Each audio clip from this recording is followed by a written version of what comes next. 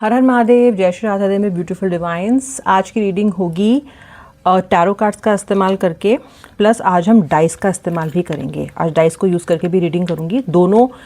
इन दोनों ही मीडियम्स को मैं मिला के रीडिंग करूँगी। आप रीडिंग को भी कभी लाइक करो ताकि आपका मेरा एनर्जी एक्सचेंज हो जाए, और अपने व्यक्ति का नाम जिनके लिए भी रीडिंग लेना चाहते हो उनका नाम मन में 3 बार ज़रूर ले लेना। कलेक्टिव जनरल कोई भी देख सकता है, मेल फीमेल स्पेसिफिक भी नहीं है, एंड ये एब्सोल्युटली टाइमलेस रीडिंग है। इसलिए मैं इस रीडिंग में डेट नहीं डालती हूँ कि किस दिन की जा रही है, क्योंकि ये जब भी आपको दिखेगी ना, ये आपसे रेजोनेट करेगी। Okay, so absolutely timeless reading are not tagged with a particular date. Okay, चलिए स्टार्ट कर रहे हैं हम रीडिंग। राशि बताऊंगी थोड़ा आगे, जब कार्ड्स निकल आएंगे तब बताऊंगी। एंड देखते हैं आपके व्यक्ति आपके बारे में क्या सोच रहे हैं। कार्ड्स को जल्दी से शफल कर लेती हूँ। मीनवाइल आप वीडियो को लाइक कर दो, व्यक्ति का नाम मन में 3 बार ले लो। ओके, नंबर्स आ चुके हैं मेरे पास, और नंबर 4 बहुत प्रोमिनेंट आ रहा है। Number 4, number 6, number 2, number 13, number 31, number 24, number 15, number, ध्यान से सुनना, हाँ, नंबर 22। ये आपके व्यक्ति की तिथियां हो सकती हैं किसी भी महीने की, as in the date of birth. Okay, तिथि मतलब आपके व्यक्ति एक ओवर थिंकर हैं। आपके व्यक्ति दिखते बहुत ज़्यादा कॉन्फिडेंट हैं बाहर, लेकिन अंदर वो इनसिक्योरिटी से भरे हुए दिखाई देते हैं मुझे। आपका व्यक्ति एक तरफ अपनी लाइफ में संपूर्ण बैलेंस चाहता है, हर चीज़ को अच्छी चाहता है, अपने लिए एक सुंदर माहौल चाहता है, इकोसिस्टम चाहता है, लेकिन वो उसमें एफर्ट ज़्यादा नहीं लगाता। इनकी अपनी एक पैरेलल दुनिया है जिसमें इनके रूल्स हैं, इनके रेगुलेशंस हैं, और वो उसी के हिसाब से चलते हैं।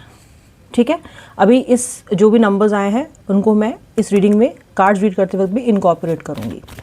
ठीक है, श्री राधे। बहुत इमोशनल स्टेट लग रही है मुझे इस वक्त आपकी, बहुत टची हो, बहुत सेंटिमेंटल हो, बात बात पे आंसू आ जा रहे हैं। कुछ इमोशनल देख के, जिस चीज़ को देख के आप शायद कभी भी ना रो, आपकी आंखों में कभी भी ना आंसू आए, ऐसी कोई रील, ऐसा कोई वीडियो, ऐसा कोई गाना, वो सुन के आज आपकी आंखों में आंसू आ रहे हैं। किसी भजन को सुन के आपकी आंखों में अचानक आंसू आ रहे हैं। आप ना अपने इमोशंस को होल्ड नहीं कर पा रहे viewer, somewhere it's going out of bounds for you. Okay, मुझे बहुत, क्योंकि ये ऐसी एनर्जी है जहाँ पे आप कितनी भी कोशिश कर रहे हो ना, वो इमोशंस का प्याला छलक जा रहा है आपका। Okay, it is so full, it is so overburdened, overloaded. आपका सिस्टम पूरा, चाहे आप इमोशनल कह लो, फिजिकल कह लो, साइकोलॉजिकल कह लो, कुछ भी कह लो, इट इज़ सो ओवरबर्डन्ड कि बात बात पे रोना आ रहा है आपको। रील्स वगैरह देख के तो आप ऐसे ही बहुत रो जा रहे हो, बहुत ज़्यादा। हर चीज़ आपको खुद से कनेक्टेड लग रही है, हर गाना खुद पे लग रहा है, हर गाने में खुद को, व्यक्ति को फिट करके देख रहे हो, ऐसा लग रहा है। विक्टिम इधर भी है, विक्टिम उधर भी है, यानी कि आप अपने आप को अपनी आंखों से, अपने एनालिसिस से देख के अपने आप को विक्टिम महसूस कर रहे हो, और आपका व्यक्ति खुद को विक्टिम महसूस कर रहा है अपने किसी तर्क वितर्क के हिसाब से। आपके पर्सन को लगता है कि आप ओवर इमोशनल इंसान हो। आपके व्यक्ति को लगता है कि आप उन्हें तब नहीं समझते जब वो समझना चाहते हैं। जब आपको समझना चाहिए, आपके व्यक्ति को लगता है कि आप एक ओवर कॉम्प्लिकेटेड इंसान हो इन टर्म्स ऑफ इमोशंस, और ये आपकी इमोशनल जिम्मेदारी लेना नहीं चाहते। आपके इमोशंस का बोझ ये अपने सिर पे उठा के लेना नहीं चाहते, क्योंकि इनको लग रहा है कि ये बहुत स्टक महसूस कर रहे हैं इस चीज़ में। ओके, तो देखो आपका व्यक्ति आपको कैसे जज कर रहा है। वो ये नहीं समझ रहा है कि जितने भी इमोशंस को वो इस तरीके से जज कर रहा है ना, वो सारे इमोशंस आपके उसी के लिए तो हैं। This is the person who is responsible for triggering all those emotions, और ये उन्हीं इमोशंस को खारिज कर रहे हैं, ये उन्हीं इमोशंस को बर्डन मान रहे हैं, जबकि सोर्स हर इमोशन का यही है। और आपके इस रिश्ते की विडंबनाएं ये है कि जिस व्यक्ति के लिए आपका कतरा कतरा, आपका एक रोम रोम जिस व्यक्ति के लिए कह दो धड़कता है, वो व्यक्ति ही इमोशंस को आपके समझ नहीं पा रहा है। वो व्यक्ति नहीं समझ पा रहा है कि how you might be feeling. इनको ऐसा लग रहा है कि कोई फर्क ही नहीं पड़ रहा है, खुद को विक्टिम माने जा रहा है व्यक्ति। इनको लग रहा है कि खुद ही बंधे हुए हैं, ये खुद ही बाधित है, ऐसा लग रहा है इनको।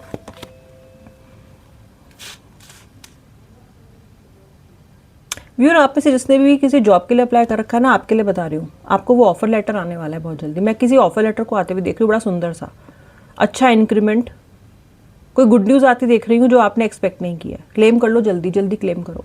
गुड न्यूज़ आ रही है आपके लिए, सुंदर न्यूज़ आ रही है, कोई ब्लॉकेज खुल रही है किसी तरह की।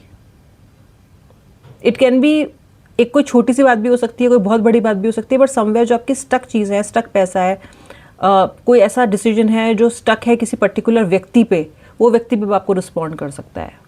मैं बहुत सारे लोगों के लिए ब्लॉकेजेस खुलते हुए देख रही हूँ। मुझे ये भी दिखाई दे रहा है कि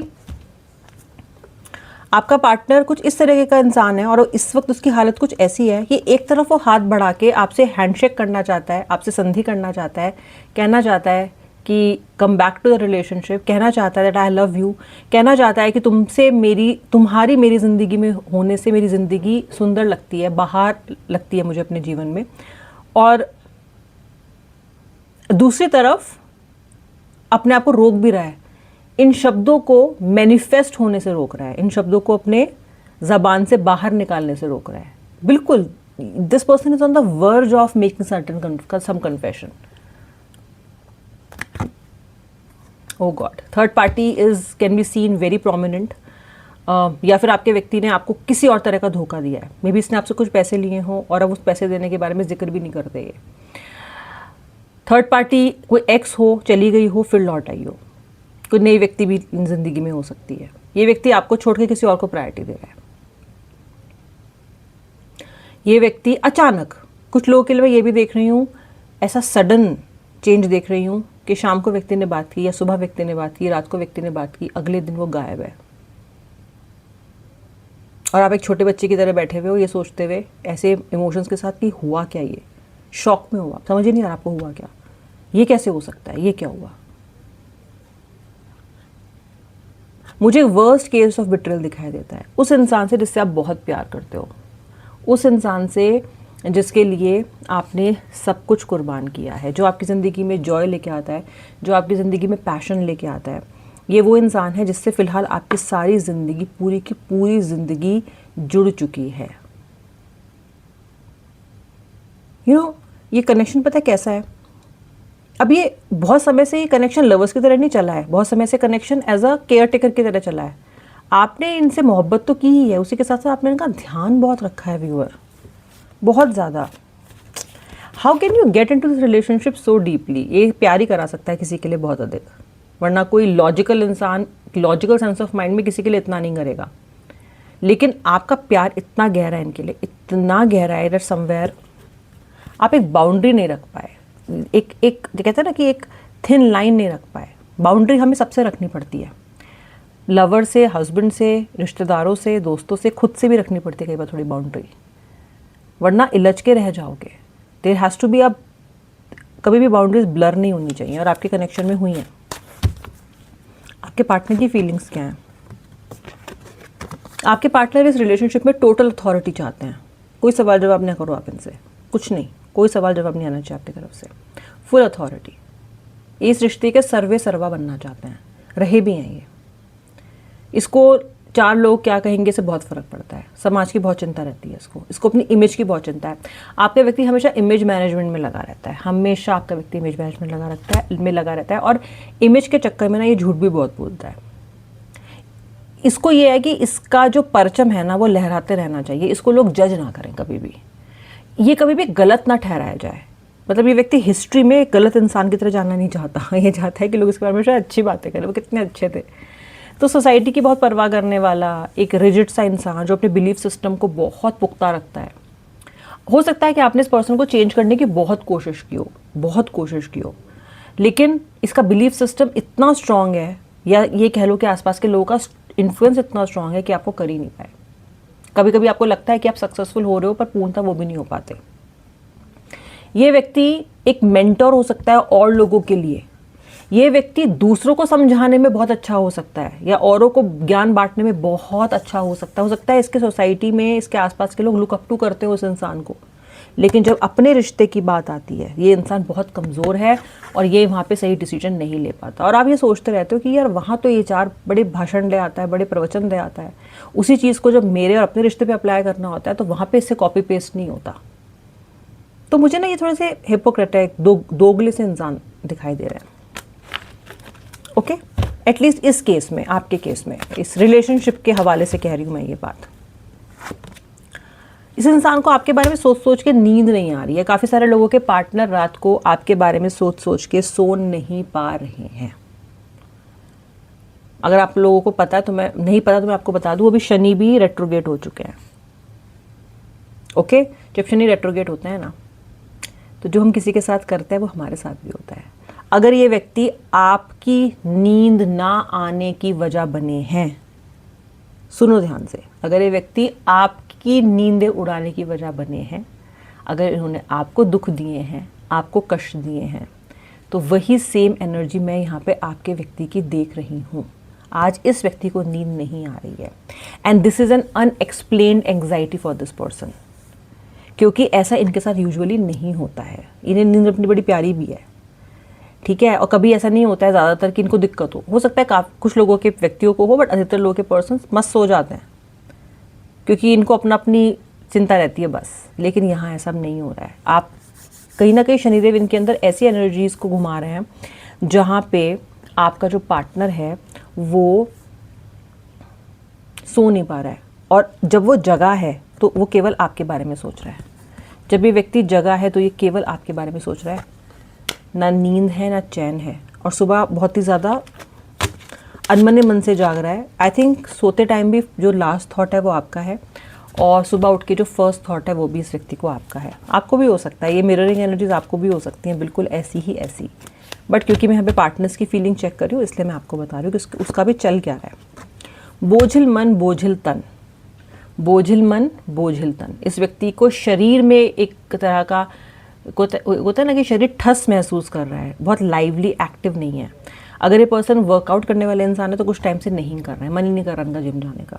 या अगर ये व्यक्ति एक ऐसा लाइफस्टाइल जीते हैं जहाँ पे इनको बहुत बिजी रहते हैं, ये बहुत काम है इनको, तो उस काम में भी इनका मन नहीं लग रहा। ये अपने दिन के हर एक एक्टिविटी को बोझिल तन और बोझिल मन के साथ कर रहे हैं, क्योंकि शनि एक्टिवेटेड है, रेट्रोगेट है। एक्टिवेटेड मतलब यहाँ मेरा मतलब है कि शनि की जो इस वक्त की जो स्थिति है वो कहीं ना कहीं जो भी आपने देखो, कभी ऐसा होता है ना कि कपड़ों को उठाते हैं, कुछ लोग ऐसे ही कबर्ड में भर देते हैं, ठीक है, फोल्ड वोल्ड नहीं करते, ऐसे ठूस दिया। अब वो टाइम आ गया है जो शनि की स्थिति है फिलहाल, कि अब वो जब उस कबर्ड को खोलेंगे ना तो सारे कपड़े उनके मुंह पे आके गिरने वाले हैं। ऐसे बड़ा हुआ होगा आपके साथ भी कभी ना कभी राइट। ऑर्गेनाइज्ड जो लोग नहीं रहते उनके साथ ये होता है, ऐसे मुंह पे कम गिरेंगे आके।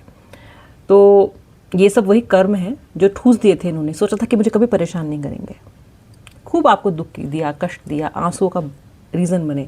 सोचा कभी नहीं आएगी ये चीज़ लौट के मेरे ऊपर, पर आई है। अरे राशियाँ सुन लो, मैं हमेशा राशियाँ थोड़ी लेट आपको बताती हूँ, तब तक कंप्लेंट भी आ जाती है आपने राशियाँ नहीं बताई हैं, पर आपने तब तक रीडिंग देखी नहीं। अगली बार थोड़ा जल्दी बनाने की कोशिश करूँगी। मकर यानी कि कैप्रिकॉर्न, मीन यानी कि पाइसेस, स्कॉर्पियो यानी कि वृश्चिक, मीन कर्क राशि भी यानी कि कैंसर, कुंभ राशि है एक्वेरियस, तुला राशि है लिब्रा, टॉरस है आज इनका, टॉरस राशि है यानी कि वृषभ राशि भी यहाँ पे मुझे दिखाई दे रही है। ओके, कुछ और कार्ड्स। ओहो हो कॉन्फ्लिक्ट। आपके व्यक्ति, अगर मैं ओवरऑल देखूँ ना तो बहुत बुरे इंसान तो नहीं है, लेकिन इनके अंदर इनका मन और इनका अहंकार, पॉजिटिव साइड और नेगेटिव साइड दोनों लड़ रही हैं इनकी। ओके, अहंकार बहुत ज़्यादा हावी हो रहा है।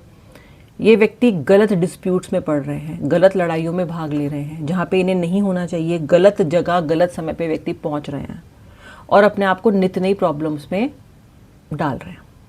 ऑल्सो आपके व्यक्ति की सेहत में अच्छी नहीं देख रही हूँ। अब अर्थिंग एनर्जी नहीं है, ग्राउंडिंग एनर्जी आपकी नहीं है, कोई ध्यान रखने वाला नहीं है, कैसे हो क्या हो कोई नहीं है। अगर थर्ड पार्टी है तो थर्ड पार्टी को आपके व्यक्ति की सेहत से कोई फ़र्क नहीं है, थर्ड पार्टी को फ़र्क पड़ता है तो केवल या तो मनी से या फिर उसका जो भी अपना स्वार्थ है उससे।